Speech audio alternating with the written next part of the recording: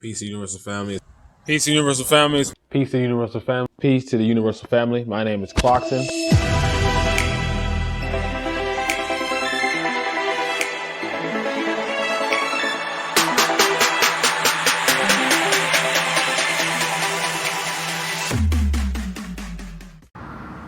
Peace to Universal Family. My name is Clarkson, and today's video is about the art of control. All right. Today's gonna be a very interesting video. Y'all see, I'm at the park with it, so I'm in nature. Mine's going. I'm like, you know what? Let me make this video. Okay. So, without further ado, we're gonna go straight into it. We're gonna be talking about the aspects of control. Y'all know how I do the art videos. I break down the word itself, go into the definition of it, give my personal perspective on the word, and then show y'all the pros and cons of said word. So, without further ado, we're getting straight into it with the art of control. But first, let's get a quick word from our sponsors. Before we start today's video, I'd like to give a big thanks to our sponsors, the Clarkson Podcast. On this podcast, they talk about entertainment, business, spirituality, and more. So make sure you go check them out. They drop new episodes every week on Spotify. So, without further ado, let's get straight into it. The art of control. So, what is the definition of control? Let's see. Let's get the Google Carfax, all right? Let's get the Carfax. Let's go. The power to influence or direct people's behavior or the course of events. Okay, so for example, the whole operation is under control of a production manager, all right? So the power of influence or to direct people's behavior to a specific event or course. Okay, so we're talking about control. What else we got? The ability to manage a machine, vehicle, or other moving object.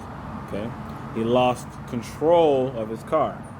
So this talks about, okay, the restriction of an activity, tendency, or phenomenon. So we got another word here. We got restriction. So control is a form of restriction. So restricting you from doing something.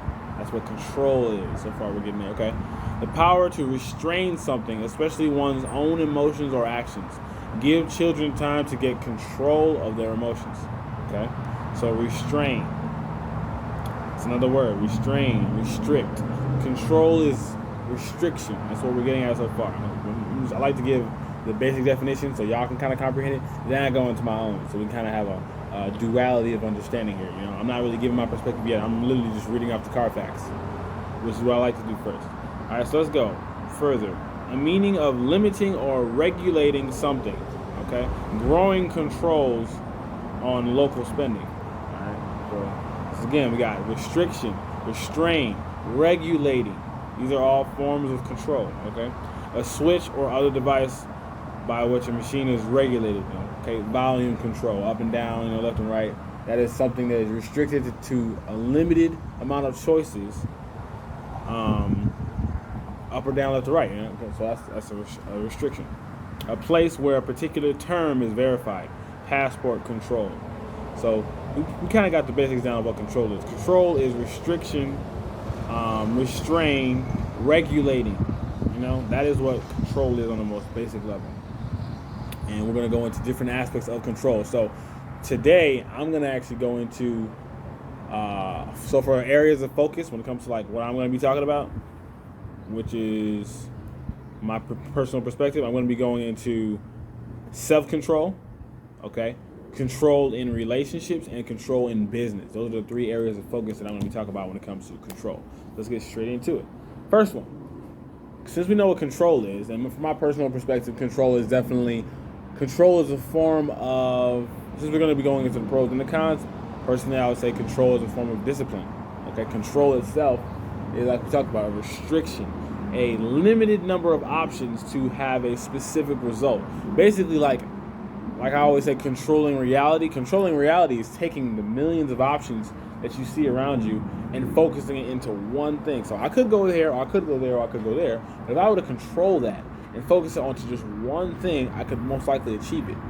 That's what I think control is on its basic level. Control is a form of manipulating reality. That's what control is. All right. So, self-control. Let's talk about self-control. Why self-control is very important. Since we know what control is, it's very important to control yourself, your mind, body, and spirit. Because if you can manipulate your mind into focusing on one thing instead of a million other things, it would help you in making decisions. Because 9 times out of 10, we can't make a decision because we got 60 other things in our mind. So we have to choose which one is which.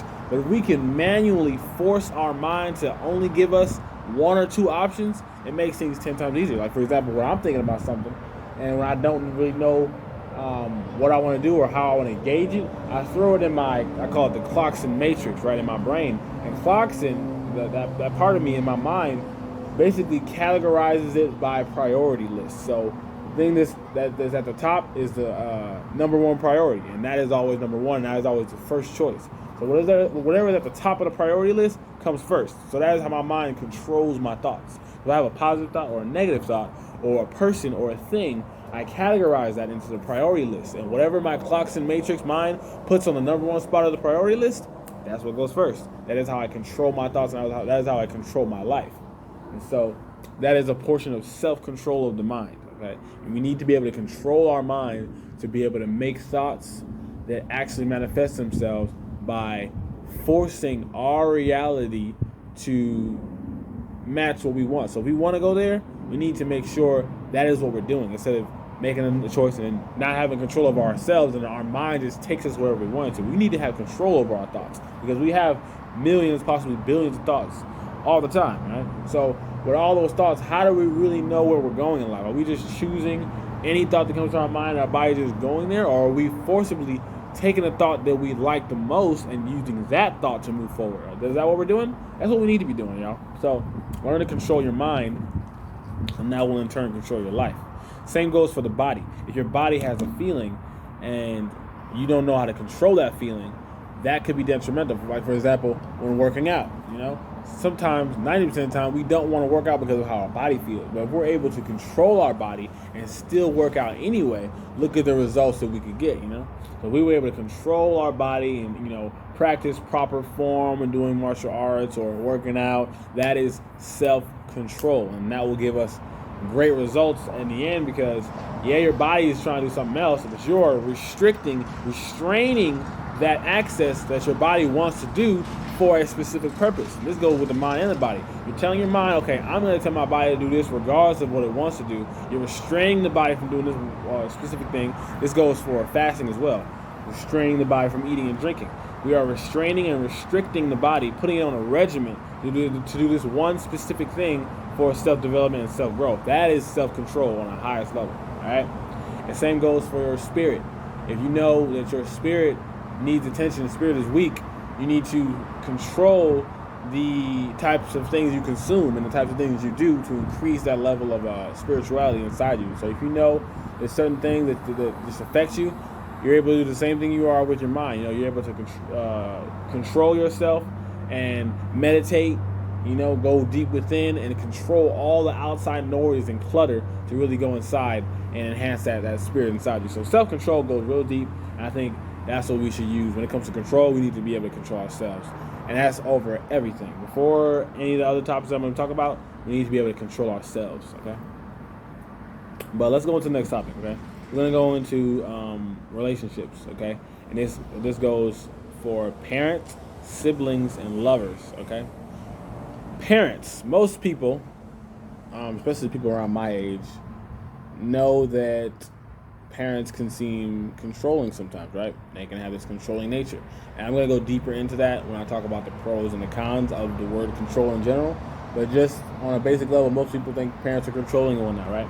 And so the reason why control is very important in relationships in general is because, like I said before, control is a form of manipulating reality.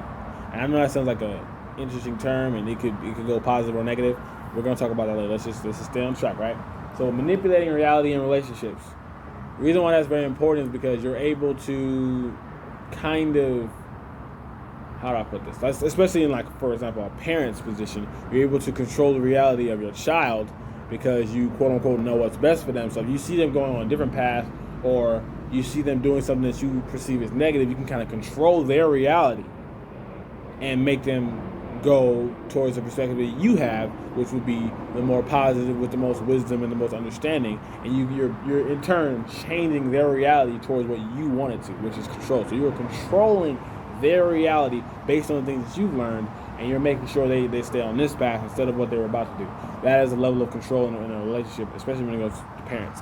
That can go positive or negative, and I'm going to talk about that later on, but that is basically the role of a parent. At least what I think is the parents are supposed to control their children to grow up in the best way possible. That is the point of it. And you're not supposed to let your children not have any sense of, like, you're not supposed to not teach your children. And teaching your children is also a form of control, because you have to restrain them from doing certain things and restrict them from doing other things so they can do these things for them to grow.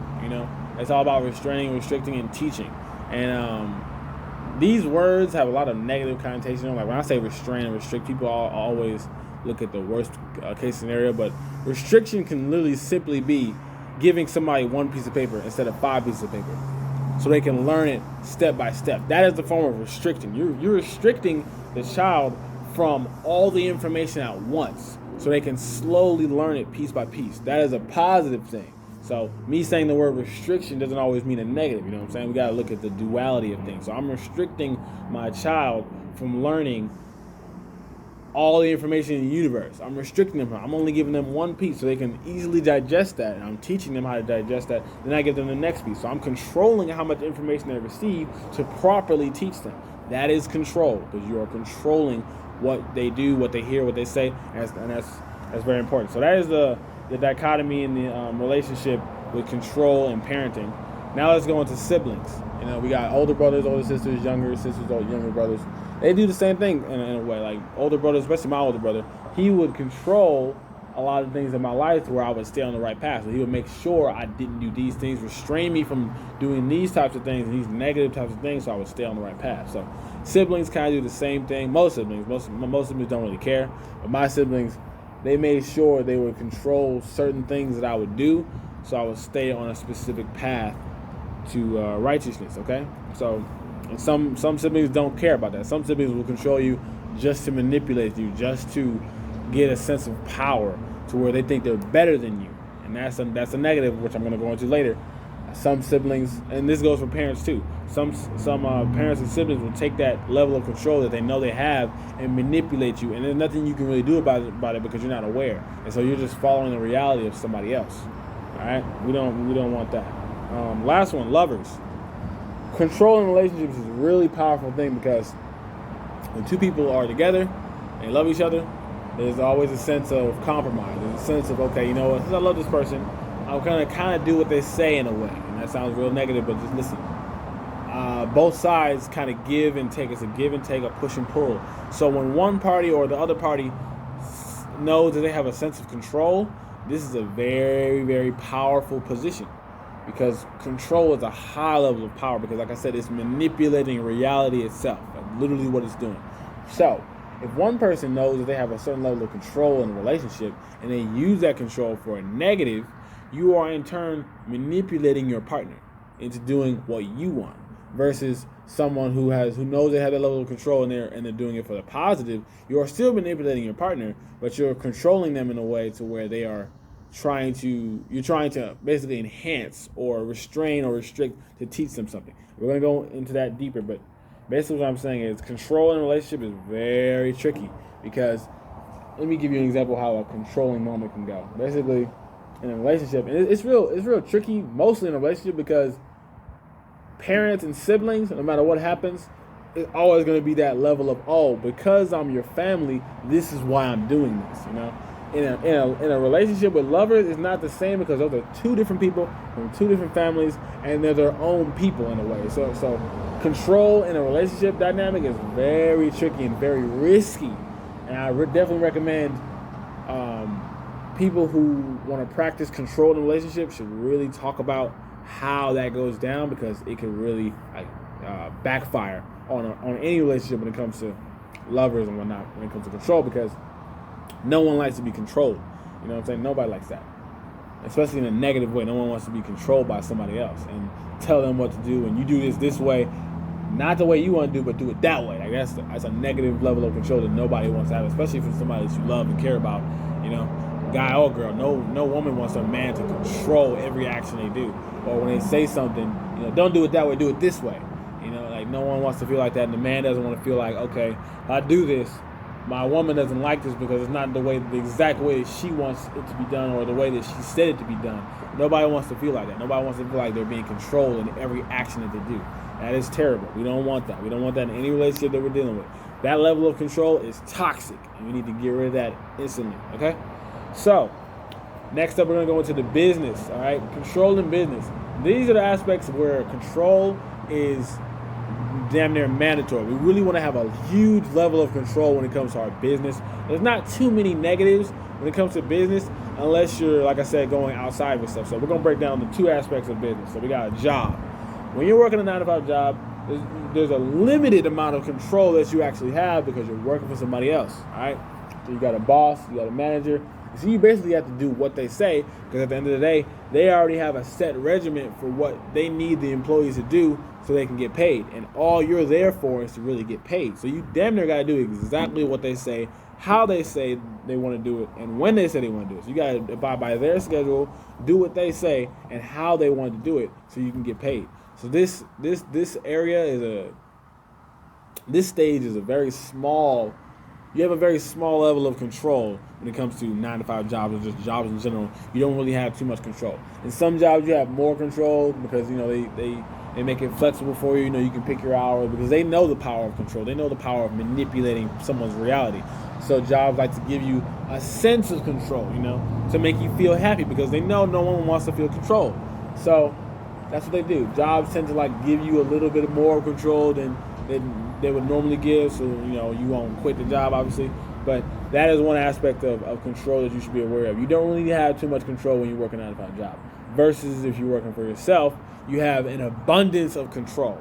And both of these have pros and cons. So for example, the job has a con to where you can't really control how much money you can make necessarily because there's a cap on that. You can't control exactly when you want to work because you have to go by the schedule that they have available. You can't control how you work because if you pick a job, you have to do what the job requires. So if you want to just switch it up, you can't really switch it up because that's the job. So that's a limited amount of control. The pros of that is you don't really have to think about too much. You can just follow the rules. And sometimes following the rules is easier than making up your own rules. So following the rules will be easier for some people so they can just, okay, what do you need me to do? I do this, I get paid, I can go back to what I'm doing, I'm off. Easy. So that's the pro of working a 9-to-5 job. You just follow the rules, do what they say, get the money, which was your first goal, and then you just continue doing what you're doing. And it's way less mental stress on the overall broad standard for most people. Okay, so that's the pro and the con of control in a business, working a job. For working for yourself, you have an overabundance of control. So the negative of that is you have to think of everything yourself. You have to contemplate what you want to do, the plan you want to do, the schedule of how you want to make your money, and what you're going to do, when you're going to wake up, how much you're going to work, and how to have profits, how to increase your business. There's so much level of control that you have. It sometimes becomes overwhelming because you have to force yourself to restrain things and put yourself in a level of control, which none of us want to. None of us want to be controlled. But when you have your own business, you kind of have to force yourself to control yourself. Otherwise, you'll never get anything done, or it'll be overwhelming to you. And that is a con of too much control. And then the pro of that much control is you can work when you want. You make money how you want to make money. You can make a business out of anything you want to do. You have no boss telling you what to do. You tell yourself what to do. There's a whole level of self dependence and independence, and it's just great, for anybody who wants to work with it. So, like for me, I don't like working for anybody. I like working for myself. I currently have side jobs that I do for now just to build up my own business, but personally, on an overall standard, I like working for myself and controlling what I do when it comes to my business. When I don't like anybody overseeing what I'm doing, my own thing. That's just me. But yeah, those are the pros and cons of the business aspect. So now let's get into the overall, all right? Because this video is long. Let's get into the overall pros and cons of control. Okay, so the number one con is you disrupt reality and force it to go your way instead of the natural way. Okay, so there is a natural cause and effect in this world. So when something happens, there's a natural effect of something that's going to take place. So this goes for relationships and everything else. When something happens and you forcibly try to control it, you're disrupting what could have happened. Okay, and that is a very negative things. You can control the positive so much to where the negative can start to manifest. And this goes for parenting, siblings, and lovers. You can control someone's positive aspects. Like, don't do that. Don't smile. Don't do this. Don't do this when you're happy. Don't dance. Don't do that. You're controlling someone's positive aspects so much because you're manipulative. You start to manifest the negatives inside somebody because of that level of control. And that's very bad, you know? And this is what I'm going to go into, the reasons for negative control. The reasons why people negatively control somebody. It's out of, number one, it's out of fear.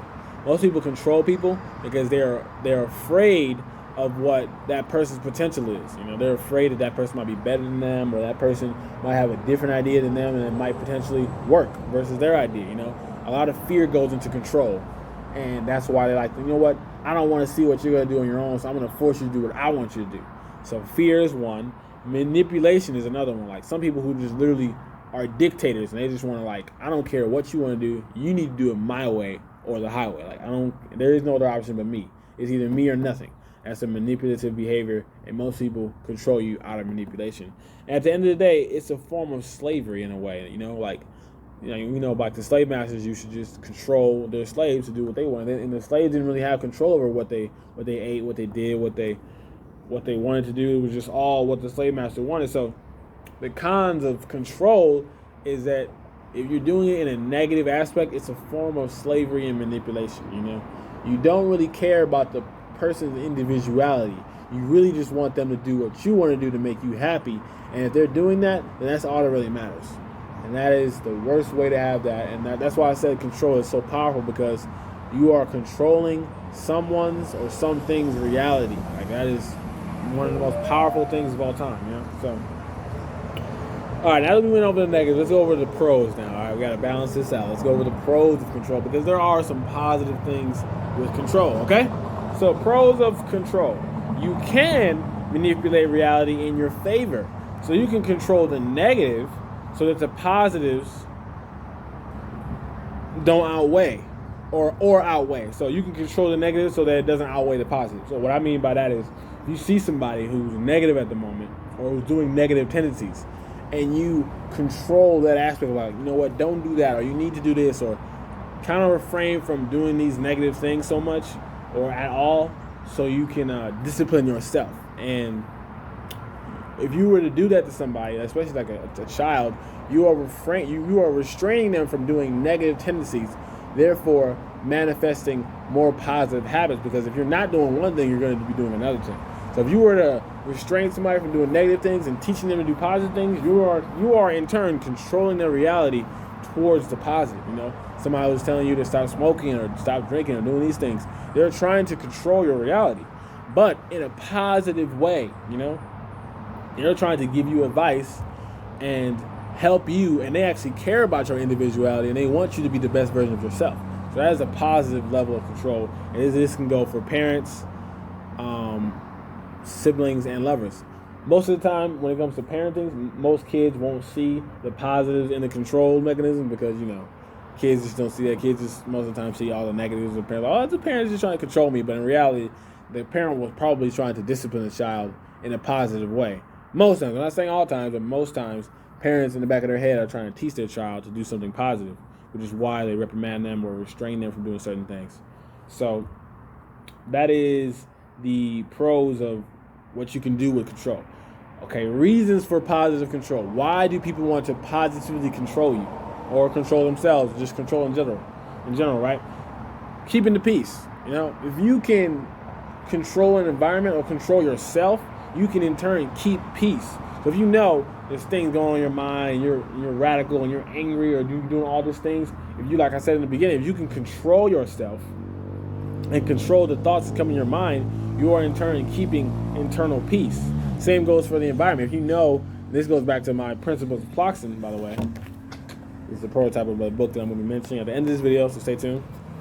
If you can control the negative aspects of people and things around you, you can in turn keep the peace. You can bring clarity to things, and that goes back into the next point. Wanting to bring clarity. If you generally just want to bring clarity to things and help people understand things, you will in turn try to gain a level of control over the people around you, so they can understand something to basically comprehend what you're trying to convey to them, so they can positively understand what you're trying to say. So, for example, if you want to calm some people down, you can kind of like control the environment. Say, hey y'all, calm down. Let's just breathe for a moment. You're controlling what they're doing. You're telling them to stop doing what you're doing so you can do what I'm doing.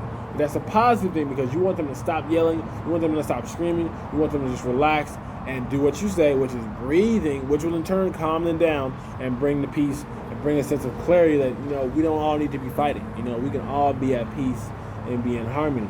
That is controlling the situation in a positive. Okay, so that's basically what I wanted to get y'all to understand, which is controlling the narrative in a positive way. Control doesn't always have to be negative, y'all. It really doesn't have to always be negative. The last one, teaching discipline and representation of self-control. So this one's really important. This goes for parenting and all other stuff, right? Sometimes we will teach somebody a level of control so that one day they can control themselves. Like, for example, me growing up, a lot of people restrained me from doing things, and I never understood why. But now I realize that all that restriction and that restraining was to teach me that in the future, when I get older, I can learn to restrain and restrict myself to where I don't do things that I don't want to, or I don't do the negative things that I'm tempted to do, because I was restrained from doing certain things in the past to kind of teach me how to control myself. I learned how to slowly but surely control my anger, control my emotions, control my body, because I was forced to before through discipline and restraint, like straight control, and I didn't like it before, but now I think that because now I'm able to do that to myself. I'm able to manually control when I don't want to do something. I can control myself. I'm not going to do it. If I don't want to eat something, I can control my mind and tell me I don't want to eat that. Therefore, I'm not going to eat it. That's a huge level of self-control that I have acquired, and that I want all of you to acquire through control. So if you can learn to control yourself, and if someone is teaching you discipline and they're representing a level of control, try to copy that so you can learn to control yourself. And in turn, when you get that level of control, try to teach somebody else that level of control. Teach them certain things that maybe they can try to refrain from doing, or teach them a level of discipline, not in a negative way, but in a positive way. Teach them how to discipline themselves, discipline their mind, their body, and their spirit to control themselves in the most positive way possible, right?